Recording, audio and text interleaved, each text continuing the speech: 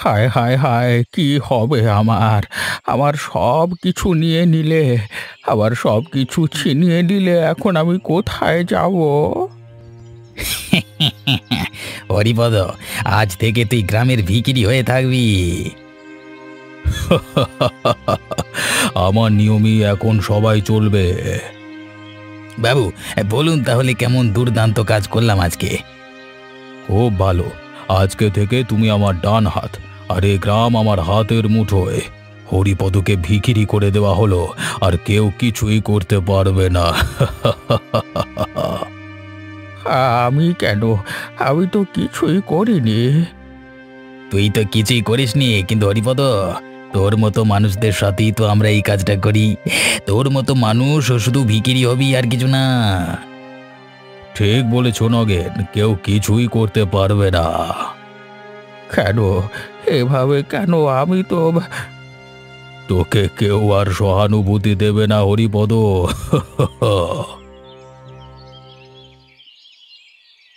হরিপদ কাকার খবরটা শুনে খুব খারাপ লাগছে। অবিনাশবাবু কাজটা ভালো করলেন না। সত্যি বলতে কিছু একটা তো বলা দরকার। হ্যাঁ, আমি জানি গোপাল, কিন্তু তুমি কি ভাবছো আমরা কি করতে পারি? অবিনাশবাবুর বিরুদ্ধে তো আমরা যেতে পারবো না। সবকিছুই তো এখন তাঁরই হাতে। আমি শুধু চাই না আমাদের ওই ঝামেলায় পড়তে হোক।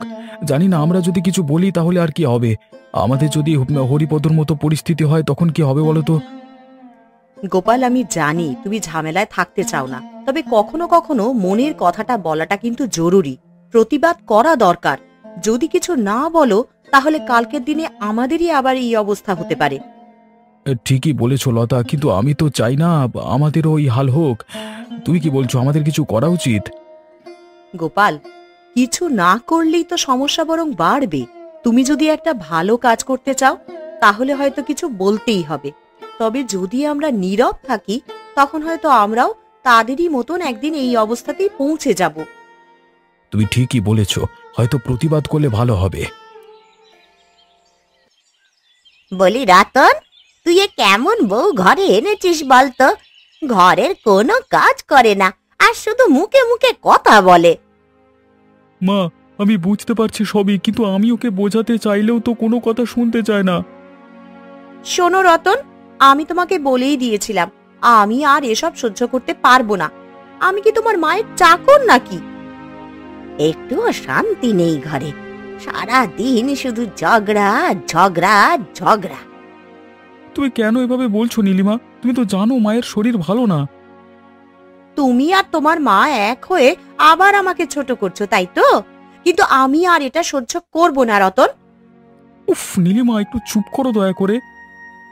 এই রতন, তুই একটু ঠান্ডা হ বাবা। আমি আর তোদের মাঝে আসবো না রে। তোমরা দুজনে একটু ঠান্ডা মাথায় কথা বলো তো, না হলে তোমাদের ঘর আর সংসার নষ্ট হবে।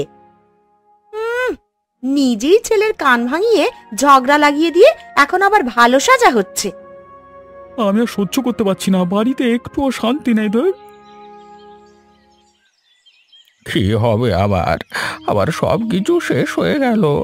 সবাই আমাকে তুচ্ছ ভাবছে। ভাগ্যটা কেন এত নিষ্ঠুর?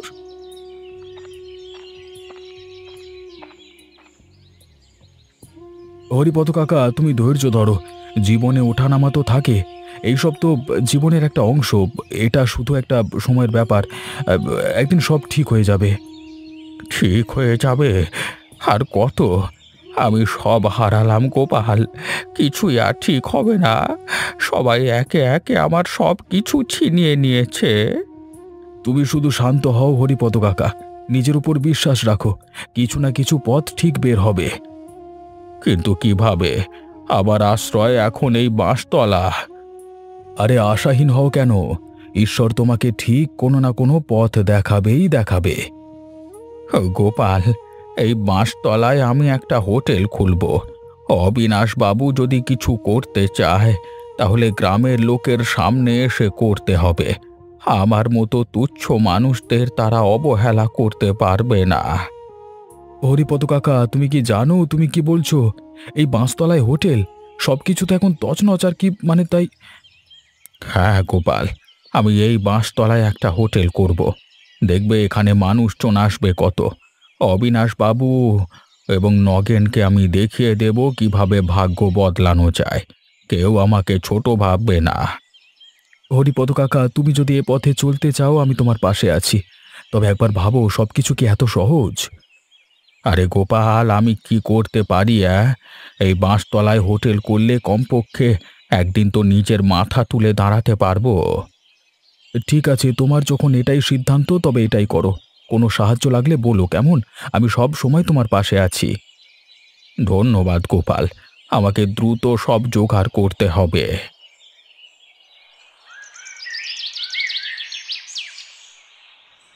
নগেন, এই নাও তোমার পাওনা। তুমি বেশ ভালো কাজ করেছো।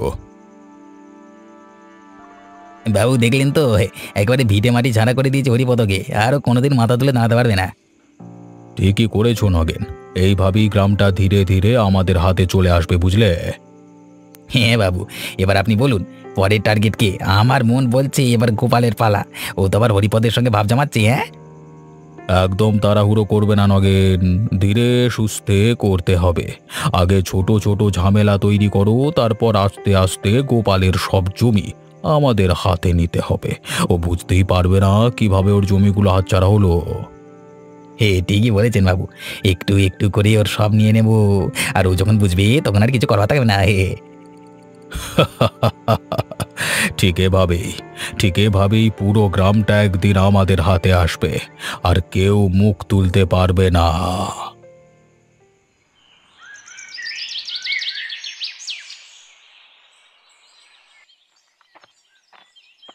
কি ব্যাপার নীলিমা, খাবার কই? রান্না করনি নাকি? না, রান্না করিনি। রান্না করনি কেন? তোমার শরীর খারাপ নাকি? না, শরীর ভালো আছে। রান্না কেন করিনি সেটা তোমার মাকে গিয়ে জিজ্ঞেস করো। মাকে জিজ্ঞেস করব মানে কি? স্পষ্ট করে বলো নীলিমা। স্পষ্ট করে আমি কি বলবো, তোমার মাই ভালো বলতে পারবেন। দেখো নীলিমা, এটা কি ধরনের ব্যবহার তোমার? কি বলতে চাও তুমি? দেখো, রাগারাগি করে না কোনো লাভ নেই। তোমার মা যদি সব কিছুতে নাক না গলাতেন তাহলে কিন্তু আজ এই অবস্থা হতো না। নীলিমা, সত্যি আমার ভুল হয়ে গেছে। আমি না বুঝে তোমার উপর রাগ দেখিয়েছি, ক্ষমা করে দাও আমাকে। আমি বুঝতে পেরেছি আমাদের মধ্যে যা হয়েছে তার হবে না। আজকে থেকে আমি তোমার উপর রাগ করব না, কখনো ঝগড়া করব না। তুমি সত্যি বলছো রতন? সত্যি বলছি, আমাদের ঘরে শান্তি নেই। আমি তোমার কাছে ক্ষমা চাইলাম। শুনলাম হরিপদ নাকি বাঁশতলায় হোটেল করবে বলে ঠিক করেছে। হ্যাঁ, আমাকে বলেছে। হরিপদ কাকা জানে ওকে কি করতে হবে। কিন্তু গোপাল, তোমার মনে হয় না হোটেল করলে অবিনাশ আর নগেন আবার ওর পেছনে লাগবে? আবার একটা ঝামেলা হবে না তো গো? লতা, ওরা যদি আবার পেছনে লাগে এবার আমরাও চুপ থাকবো না। আমি আর নীরব দর্শক হয়ে থাকতে চাই না। তুমি কি বুঝতে পারছো ব্যাপারটা কিন্তু খুব একটা সহজ হবে না। ওদের হাতে অনেক ক্ষমতা, আর গ্রামের মানুষজন ওদেরকে ভয় পায়। হ্যাঁ জানি, কিন্তু আর কতদিন এভাবে চলবে বলো? এতদিন ওদের বাড়াবাড়ি মেনে নিয়েছি, মুখ বুজে থেকেছি। এবার আমরা রুখে দাঁড়াবো। তুমি সত্যিই রুখে দাঁড়াবে? হ্যাঁ লতা, এবার আমাদের কথা বলতে হবে। হরিপদ কাকা একা নয়, গ্রামে আরো অনেকে আছে আমাদের পাশে দাঁড়ানোর। অবিনাশ বাবুকে এবার বোঝাতে হবে উনি যা ইচ্ছে তাই করতে পারেন না। তুমি যদি পাশে থাকো তাহলে আমিও তোমার পাশেই আছি। গ্রামের শান্তির জন্য যা করা দরকার তা করো। ওই হরিপদ বেটা, এখানে আবার কি হচ্ছে? হ্যাঁ, কি বানাচ্ছিস তুই? দেখতেই তো পাচ্ছ হোটেল করছি, নিজের ব্যবসা শুরু করব ঠিক করেছি। আরে হোটেল করবি তুই পাঁচতলায়? হ্যাঁ, সাহস তো কম দিচ্ছি না তোর। অবিনাশ বাবুর অনুমতি নিয়েছিস? অনুমতি কেন নেব? জায়গাটা তো গ্রামের সবার। আমি কাউকে বিরক্ত না করে আমার নিজের কাজ করছি। তুই ভালো করেই জানিস গ্রামের সব কিছু অবিনাশ বাবুর হাতে। ওনাকে না জানিয়ে তুই কিছুই করতে পারিস না। আমি জানি আমি কি করছি। আমাকে ভয় দেখিয়ে লাভ নাই নগেন। যা ইচ্ছে করো, আমার পথ থেকে আমি সরব না। দাঁড়া, তোকে দেখে নেবো বেটা। অবিনাশ বাবুকে বলে দেবো, তারপর দেখবি কি হয়। গিয়ে বলো আমার যা হারানোর ছিল তুই আর অবিনাশ বাবু আগেই নিয়ে নিয়েছিস। এবার আমাকে আর কিছুতেই ভয় দেখাতে পারবি না। তুমি আমার ছেলেকে আমার কাছ থেকে দূরে সরিয়ে দিচ্ছ নীলিমা। এই জন্যই সংসারে এত অশান্তি। আপনি সব সময় আমার পিছনে লাগেন কেন মা? আমি কি করেছি বলতে পারবেন? মা এবার থামো না, এভাবে রাগারাগি করলে কি করে হবে? তুমি চুপ করো একটু। আমি কেন চুপ করবো রে রতন? তোকে তো আমার নিজের ছেলে বলে চিনতেই পারি না রে।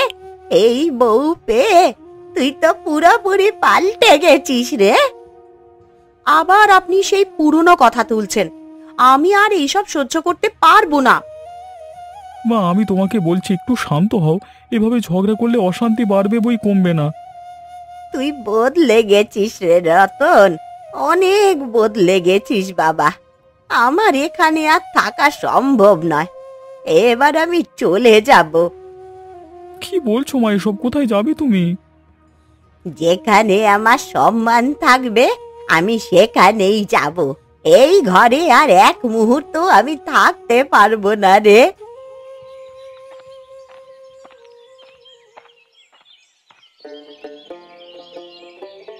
আরে হরিপদ, সত্যি তুমি করে ফেললে? হ্যাঁ, আজকে দেখো গ্রামের সবাই তোমার হোটেলে এসেছে। হ্যাঁ গো গোপাল, আমি নিজেও ভাবিনি এত মানুষ আসবে। তোমাদের মতো বন্ধুদের পাশে না পেলে এটা সম্ভব হতো না। তোমার সাহস দেখে সত্যিই গর্ব হচ্ছে। তুমি প্রমাণ করলে চাইলেই মানুষ নিজের ভাগ্য বদলাতে পারে। কিন্তু জানো, নগেন আবার এসেছিল, বলে গেছে অবিনাশ বাবুকে সব জানিয়ে দেবে। নগেনের এত সাহস! ওরাই তো প্রথমে তোমাকে শেষ করতে চেয়েছিল, এখন আবার কি চায়? যা পারে করুক, আমি আর ভয় পাচ্ছি না। আমি তো কোনো অন্যায় করছি না, গ্রামের সবাই আমার পাশে আছে। এবার ওদের ভালোভাবে বোঝাতে হবে, গ্রামের লোক ওদের ভয়ে আর চুপ করে থাকবে না। তুমি একদম চিন্তা করবে না হরিপদ কাকা, গ্রামের সবাই তোমার পাশে আছে। বাবু, বাবু সব শেষ হয়ে গেল। হরিপদ আবার বাঁশতলায় হোটেল খুলে বসেছে। গ্রামের সবাই ওর হোটেলে ভিড় করছে, আমাদের আর কেউ ভয় পাচ্ছে না। কি বলছো কি তুমি? এত সাহস ওর? এত বড় বুকের পাটা হরিপদর? বাবু আমি আগেই বলেছিলাম ওকে থামতে, কিন্তু দেখুন না, ও গ্রামের সবার সামনে আমাদের এই চ্যালেঞ্জ করেছে। আর সহ্য করা যাচ্ছে না বাবু, এখনই ব্যবস্থা নেওয়া দরকার। ঠিক বলেছ নগেন, আজকে রাতের মধ্যেই হোটেলটা তুলে দেব। এবার বুঝুক হরিপদ ও কার সঙ্গে লড়াই করছে। হ্যাঁ বাবু, আজকে রাতেই একটা হেস্তনেস্ত করে ফেলুন। গ্রামের লোকের সামনে আমাদের মাথা উঁচু করে রাখতে হবে। তুমি চিন্তা করো না নগেন, এবার নিজেই বেরুচ্ছি আমি, দেখি কত বড় সাহস ওর। আরে রতন, দাঁড়া দাঁড়া, এদিকে আয় ভাই। মুখটা এমন ভার কেন রে তোর? কি হয়েছে বল না। আর বলো না হরিপদ কাকা, ঘরে শুধু অশান্তি। মা আর বউয়ের ঝগড়া থামাতেই পারলাম না। মা অভিমান করে বাড়ি ছেড়ে চলে গেল। কি বলছিস কি? তুই মাকে বুঝিয়ে বললি না? অনেক বুঝিয়েছি, কিন্তু শোনে না কেউ। দুদিন ধরে ঠিকমতো খাবারও খাওয়া হয়নি। মাথাটা কাজ করছে না, কি করব বুঝতে পারছি না। তুই একদম চিন্তা করিস না, একটু বস, আগে পেট ভরে খেয়ে নে, তারপর সব ঠিক হয়ে যাবে দেখবি।